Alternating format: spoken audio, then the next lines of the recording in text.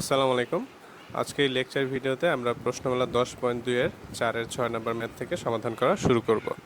তো 4-এর 6 নম্বর ম্যাথটি হচ্ছিল এমন, আর এটাকে আমরা সাজিয়ে এইভাবে লিখতে পারি। এই তো ব্র্যাকেট দিয়ে স্কোয়ার দিয়ে দিছি। তো দেখেন এইখানে আমরা একটা ফর্মুলা অ্যাপ্লাই করব। তো ফর্মুলাটা হচ্ছে হলো এইটা।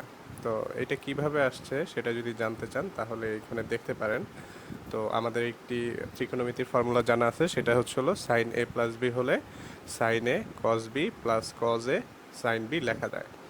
তো পরের লাইনে আমি যদি এ এবং বি এর পরিবর্তে যদি এক্স বসাই দিই, দুইটাই যদি এক্স হয় তাহলে এরকম লেখা যায়, এর পরিবর্তে এক্স, বি এর পরিবর্তে এক্স। তো এইখানেও এক্স হবে।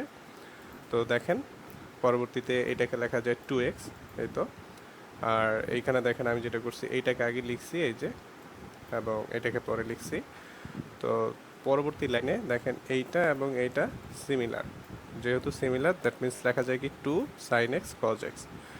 ওকে, তো এখন আমি যদি এইখানে এই ফর্মুলাটা ইউজ করতে চাই তাহলে আমার কি লাগবে, একটা 2 লাগবে। তো এই যে এখানে একটা 2 দিতে হবে। তো আমি সেই কাজটিই করব, এই যে এখানে একটা 2 দিয়ে দিছি আর একটা হাফও দিছি যেন এই 2 এবং এই 2 কাটাকাটি চলে যায়।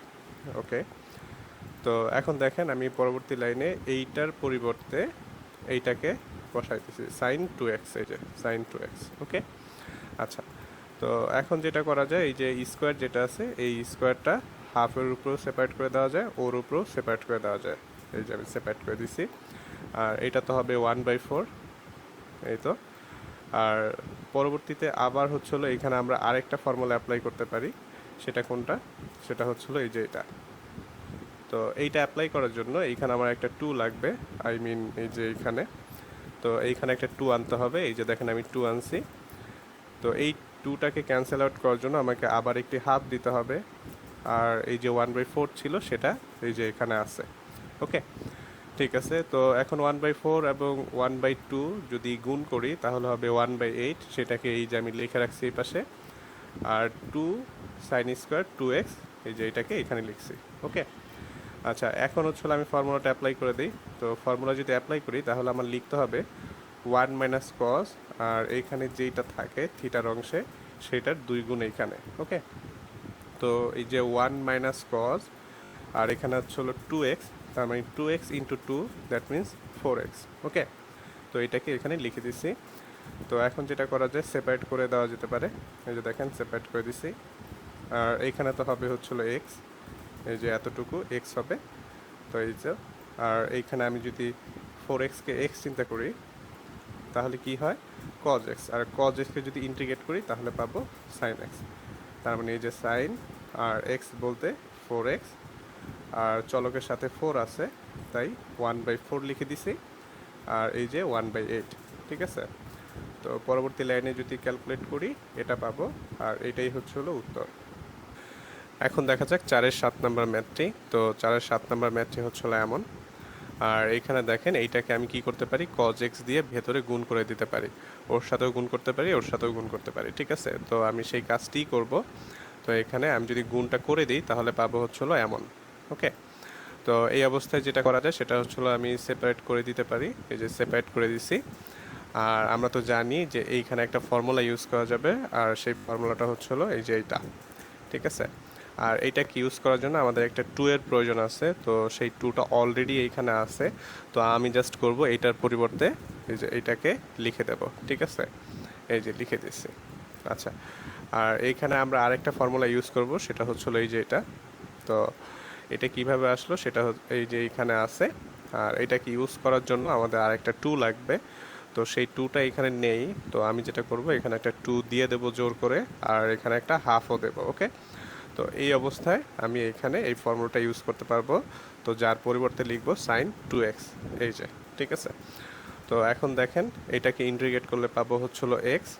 আর আমি যদি 2xকে x চিন্তা করতে পারি তাহলে পাবো cos x, আর cos x কে যদি ইন্টিগ্রেট করি তাহলে পাবো sin x। তার মানে সাইন, আর যাকে x চিন্তা করছিলাম 2x, সেটাকে এই যে এখানে লিখে দিছি। আর চলকের সাথে যে আছে 2, এইটাকে আমি 1 আকারে লিখে দেবো, এই যে, ঠিক আছে। আচ্ছা, আর একইভাবে আমি এই 2x কেও x চিন্তা করব, তাহলে পাবো কি sin x আর সাইন এক্সকে যদি ইন্টিগ্রেট করি তাহলে পাবো মাইনাস কজ এক্স।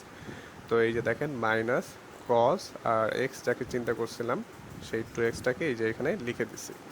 আচ্ছা, তো এখন চলকের সাথে যে আছে 2 সেটাকে 1 আকারে লিখতে হবে, এই যে লিখে দিছি। আর আরেকটা হাফ ছিল সেটা এখানে লিখে দিছি প্লাস সি। আচ্ছা, তো এটার পরে আমি যদি ক্যালকুলেট করি তাহলে পাবো হচ্ছিল এটা, আর এটাই উত্তর। এখন দেখা যাক 4-8 নাম্বার প্রবলেমটি। তো 4-8 নাম্বার প্রবলেম হচ্ছে হলো সাইন স্কোয়ার 3 থিটা। আর এই ম্যাথটিতে থিটা হচ্ছে হলো চলক। এটা কিভাবে বুঝলাম? যদি এখানে dx লেখা থাকতো তাহলে x হচ্ছে হলো চলক, যদি dy লেখা থাকতো তাহলে y হচ্ছে হলো চলক। ঠিক আছে, যেহেতু এখানে d থিটা লেখা আছে তার মানে থিটা হচ্ছে হলো চলক। ওকে, আর এই ম্যাথটিকে দেখে আমরা বুঝতে পারতাছি এইখানে আমাদের একটি ফর্মুলা অ্যাপ্লাই করতে হবে, আর সেটা হচ্ছে হলো এই যে এইটা। তো এটাকে অ্যাপ্লাই করতে হলে আমাদের একটি 2 লাগবে। তো এই যে এখানে একটি 2 লাগবে, আর দেখেন আমি সেই 2টা এই যে এখানে দিয়ে দিছি। আর 2টা যেন কাটাকাটি যেতে পারে এর জন্য আমি একটা হাফও দিয়ে দিছি। তো এখন কিন্তু আমি এই ফর্মুলাটা অ্যাপ্লাই করতে পারি। ওকে, তো যদি অ্যাপ্লাই করি তাহলে কেমন পাবো? 1 মাইনাস কজ থিটা এর পরিবর্তে এখানে কি লিখতে হবে? যেটা আছে সেটার সাথে 2 গুণ করে লিখতে হবে, তার মানে 2 ইন্টু 3 থিটা মানে 6 থিটা। ওকে, এই যে। তো এখন যেটা করা যায় সেটা হচ্ছে সেপারেট করে দেওয়া যেতে পারে। এই যে দেখেন আমি সেপারেট করে দিচ্ছি, আর এইখানে এইটাকে ইন্টিগ্রেট করলে পাবো থিটা, আর এইখানে এইটাকে ইন্টিগ্রেট করলে পাবো এইটা। ঠিক আছে, আচ্ছা। তো এটা কিভাবে আসছে সেটা আশা করি আপনারা বুঝতে পারবেন। এইটাকে আমি এক্স চিন্তা করব তাহলে কি পাই? Cos x. আর কজ এক্সকে যদি ইন্টিগ্রেট করি তাহলে পাবো সাইন এক্স। তো এই যে সাইন, আর এক্স বলতে হচ্ছে হলো 6 থিটা, এই যে এখানে লিখে দিচ্ছি। আর থিটা যেহেতু এখানে চলক, তো ওর সাথে যে গুণ আছে 6, এটাকে 1 আকারে লিখে দিতে হবে। আর আগের হাফ তো ছিলই, এই যে। ঠিক আছে, আচ্ছা যাই হোক, এটাকে ক্যালকুলেট করলে আমি পাবো এটা, এটাই উত্তর।